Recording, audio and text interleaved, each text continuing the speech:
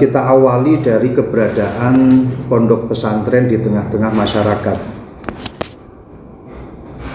Pondok pesantren di tengah-tengah masyarakat pasti memiliki efek yang sangat positif. Sebelum kita bicara masalah kontribusi pondok pesantren terhadap masyarakat, dengan sendirinya pondok pesantren ketika ada di tengah-tengah masyarakat ini mampu memunculkan efek yang positif,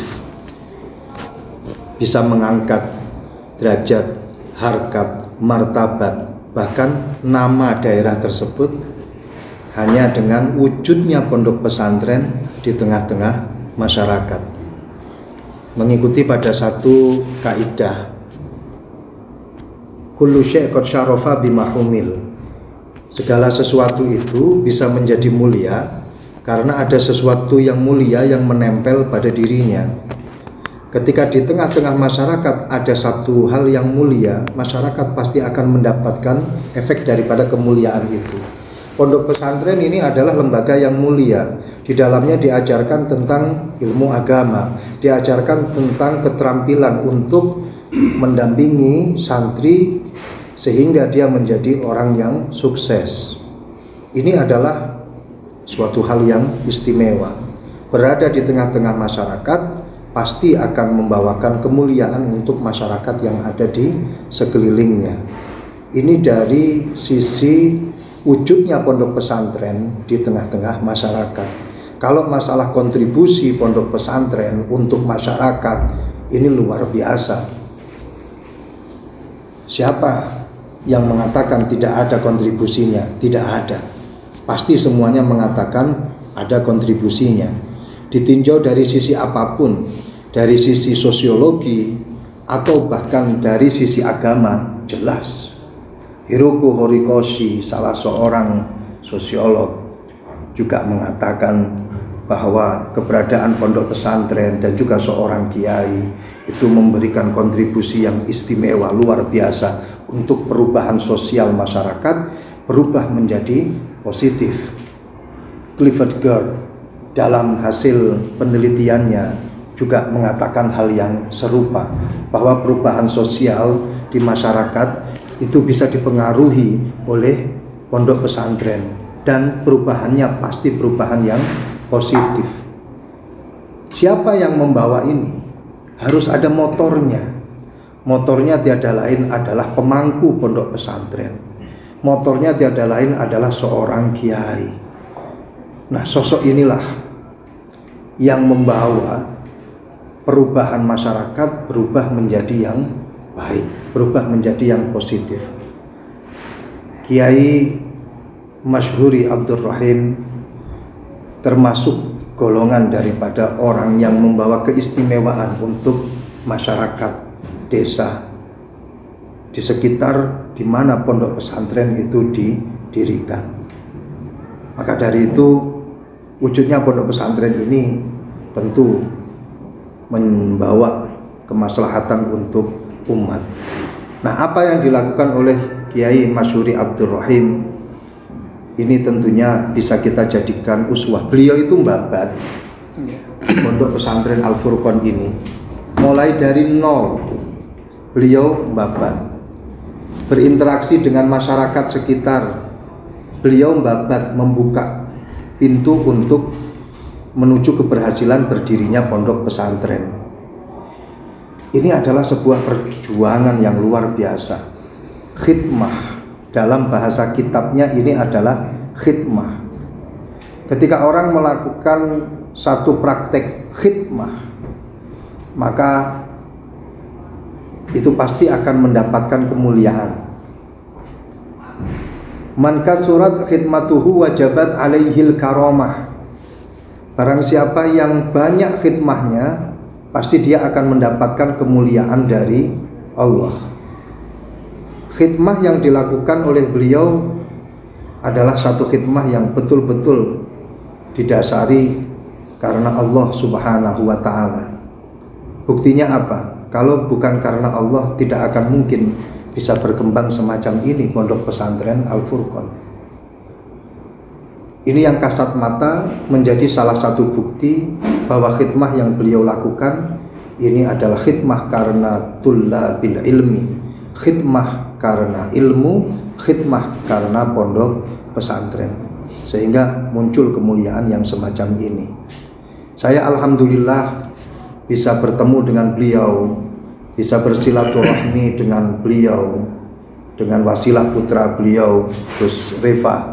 Alhamdulillah, berharap bisa mendapatkan ketularan semangatnya, ketularan himmahnya, ketularan barokahnya. Ini harapan saya, alhamdulillah. Dan saya menyaksikan sendiri beliau adalah orang yang humble, bisa bergaul dengan siapa saja, mulai dari orang dewasa sampai anak-anak yang masih muda seperti saya ini kan masih muda. Muda sekali. Sangat. Apabila dibandingkan dengan Kiai Masyhuri, berapa tahun dengan beliau gitu. Tapi yang luar biasanya adalah beliau bisa berinteraksi luas dengan kami-kami ini. Ini kan satu hal yang luar biasa. Seakan tidak ada sekat, diskusi jalan lancar. Kita bicara dari hati ke hati lancar, sehingga beliau bisa mengambil hikmah dari mana saja dan dari siapa saja. Ini adalah satu karakter yang sulit kita temukan. Kalau bukan orang yang punya hati besar, tidak akan mungkin dia bisa memiliki hati yang legowo semacam itu.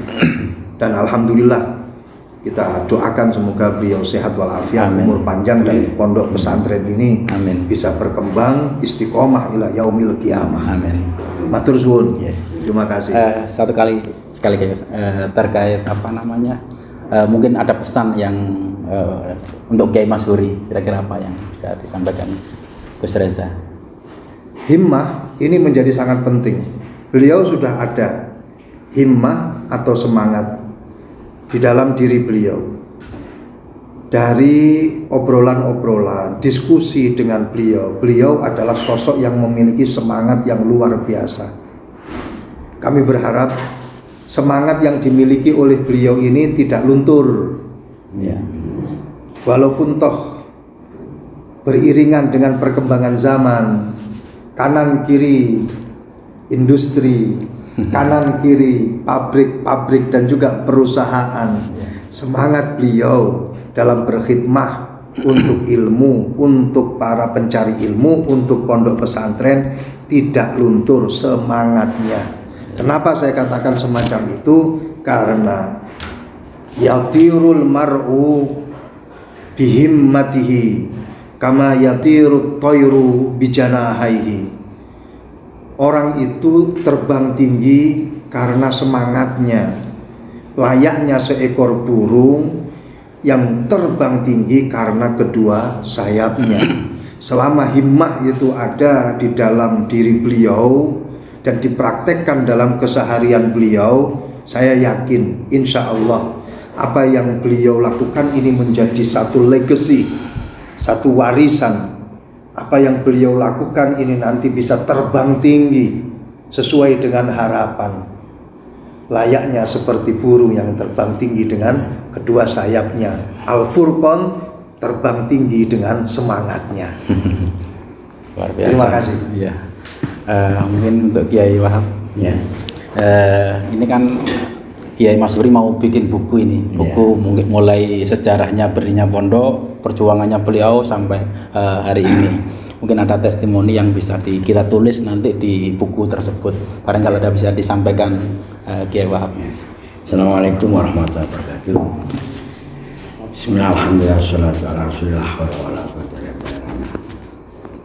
Amma ba'du, langsung saja. Kiai Masyhuri ini merupakan sosok muassis. Jadi kalau mungkin saya, Gus Reza, Gus Heri ini istilahnya hanya kelas pasai, penerus dari muassis, penerus dari bangun, pendiri. Kalau Kiai Masyhuri ini merupakan muassis, dan kalau sudah muassis tidak sembarangan seorang muassis mendirikan pondok yang sebesar ini. tentu ada istiqomah, ada hirah kemampuan untuk mendirikan sebuah pendidikan, sebuah pesantren. Itu ada istilahnya keistiqomahan yang sangat mungkin perlu digali lebih lanjut lagi, karena tidak mudah membuat pondok pesantren itu.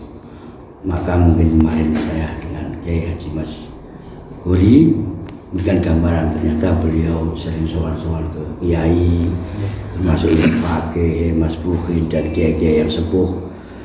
Dan disitulah nilai yang mana doa itu merupakan silahul mukmin atau pedangnya mukmin, yang mana doa ini yang sebenarnya itu sebagai pondasi yang sangat penting. Sebuah kekuatan pondok pesantren, sebuah kebesaran pondok pesantren tidak lepas dengan doa. Sebab itu makanya Kiai Masyuri tidak mudah mendirikan ini, karena beliau selalu istiqomah kepada kiai-kiai sepuh untuk mendoakan. Di situ barokah karomahnya yang sangat tinggi.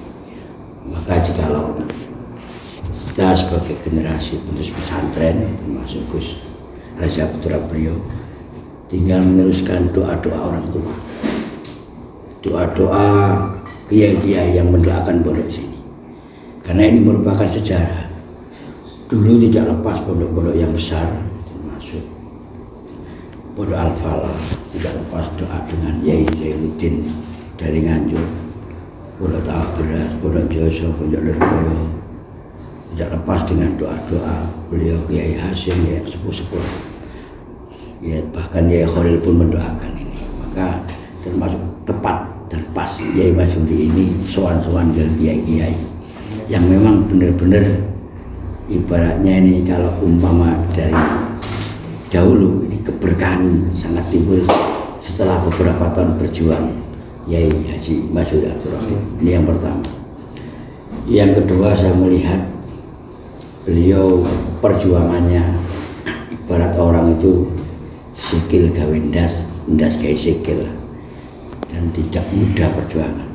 Betapa besarnya beliau untuk mempertahankan pondok ini dari fitnahan-fitnahan dan cemoohan-cemoohan dari sekitar masyarakat, saya melihat. Dan beliau selalu bersabar dan berdoa kepada Allah. Disitulah nilai idza ibtalallahu lahu, idza ibtala, apabila seorang hamba itu dicoba oleh Allah, termasuk orang itu dicintai oleh Allah. Idza habba abdan ibtalallahu lahu, apabila Allah itu selalu senang kepada hambanya, maka Allah akan memberi cobaan. Mungkin disitulah kekuatan beliau Kiai Masyuri ini, yang mungkin kami ini masih belum bisa teruji. Nah beliau begitu besarnya. Saya melihat cerita beliau, ibaratnya di sini ini ibaratnya ya penuh dengan api yang membara, penuh dengan apa saja, tapi alhamdulillah beliau dengan istiqomahnya, dengan silaturahminya ke kiai-kiai untuk berdoa, dan alhamdulillah insya Allah menjadi berkah pada ini. Nah itu saja dari saya. Ya. Mungkin saja untuk Kiai Heri ya. Untuk testimoni yang seperti ini disampaikan. Ya. Assalamualaikum warahmatullahi wabarakatuh. Waalaikumsalam. Saya mengenal Yai Masyuri Abdul Rahim itu belum lama, tapi kekaguman saya itu luar biasa kepada beliau. Jadi kalau misalnya Yai Reza, Yai Wahab, saya dibesarkan di lingkungan pondok, tapi Yai Masyuri ini muassis pendiri ini sendirian dan di tengah kepadatan kota lagi. Itu perjuangan yang luar biasa.